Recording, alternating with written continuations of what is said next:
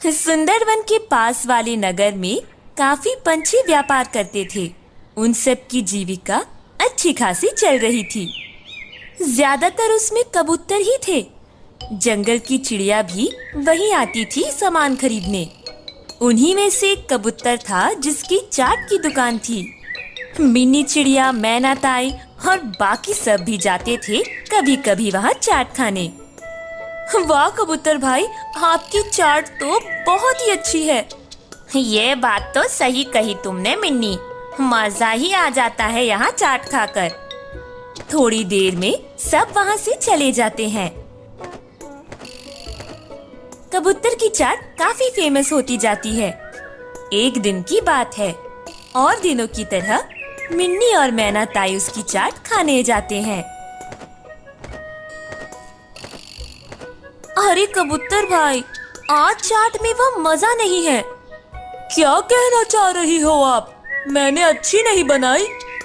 अरे नहीं भाई, ऐसी कोई बात नहीं, बस आज वो हमेशा वाला स्वाद नहीं है।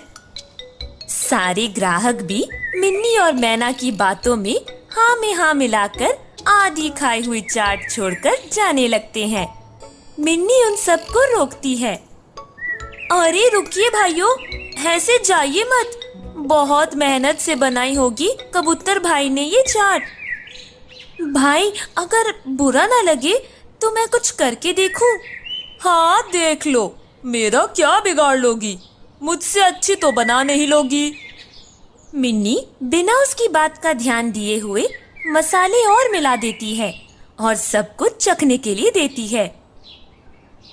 अरे वाह, अब आया ना मजा।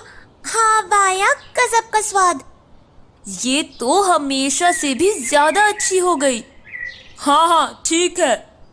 कबूतर को काफी बुरा लगता है कि कोई उससे अच्छी चाट कैसे बना सकता है।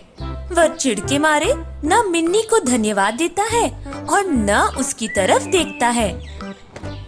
मिन्नी और मैना वहाँ से उड़ जाते हैं। अगले दिन कबूतर वापस से चाट की दुकान लगाता है, पर आज भी ग्राहकों को उसकी चाट पसंद नहीं आती। अरे भाई, वो चिड़िया थी ना छोटी सी, उसको ही बुला लो। उसने काफी अच्छी चाट बनाई थी। मैं तो तभी आऊंगा अब। यह कहकर वह उड़ जाता है। मिनी चिड़िया इन सब बातों से अनजान होती है और उसी दिन चाट खाने वापस आती है। अरे आ गई तुम, तुम्हारा ही इंतजार कर रहे थे। तुम बना दो ना। ये कबूतर भाई को तो पता नहीं क्या हो गया है, हाथ से स्वाद ही चला गया है। यह सुनते ही कबूतर आग बबूला हो जाता है। हाँ हाँ, मत खाओ मेरे हाथ का, जाओ जिसको जाना है यहाँ से। हे भगवान, कैसा कबूतर है। एक तो मैं उसकी मदद ही कर रही थी, उसमें उतना चिल्लाने की क्या बात थी। हाँ सच में इतनी अक्कड़ अच्छी नहीं होती। पर मिन्नी, एक आइडिया आया है। सबको तुम्हारे हाथ की चाट अच्छी लग रही है, तो क्यों ना तुम भी चाट बनाना चालू कर दो। हाँ ताई, आइडिया तो अच्छा है। दोनों तय करते हैं कि अब मिन्नी भी जंगल में चाट की दुकान लगाएगी। सब तैयारी कर ली जाती है। सबकी मदद से मिन्नी की दुकान खुल जाती है। अरे वाह मिन्नी, ये अच्छा किया तुमने। जंगल में ही दुकान खोल ली। अब शहर की तरफ नहीं जाना पड़ेगा। हाँ बस अब चाट खाया करेंगे दिन रात। हाँ हाँ, पर मुफ्त में कुछ नहीं मिलेगा किसी को।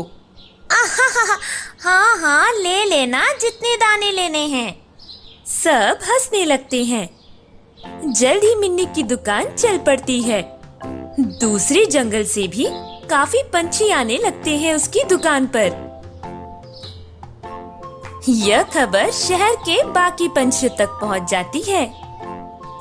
अरे भाई, हमने भी बहुत सुना है मिन्नी की चाट के बारे में। एक बार चले क्या?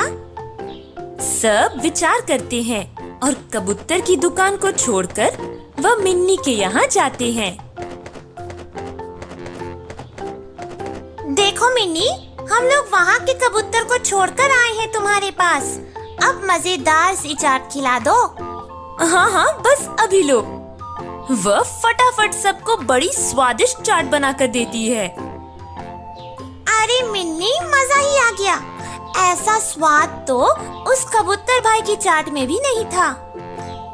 धीरे धीरे मिन्नी के यहाँ पंछी बढ़ने लगते हैं और कबूतर के यहाँ कम होने लगते हैं। कबूतर को पता ही नहीं होता कि मिन्नी ने जंगल में दुकान खोल ली है। कबूतर को समझ ही नहीं आ रहा होता कि उसके बचे हुए कुछ ग्राहक भी क्यों नहीं आ रहे। एक दिन वह कुछ तोतों को झुंड बनाकर जंगल की ओर जाते हुए देखता है। वह उनका पीछा करने की सोचता है। अरे ये सब जा कहाँ रहे हैं? आज देखता हूँ। वह काफी देर पीछा करता है और देखता है कि वह मिन्नी की चाट की दुकान पर होते हैं। कबूतर गुस्से से आग बबूला हो जाता है। अच्छा, तो ये बात है। इस मिन्नी ने मेरे बचे कुचे ग्राहक भी मार दिए। इसको तो सबक सिखाना ही पड़ेगा। वह वहाँ से वापस शहर जाता है। वह सोच ही रहा होता है जब शाकाल उसको देखता है।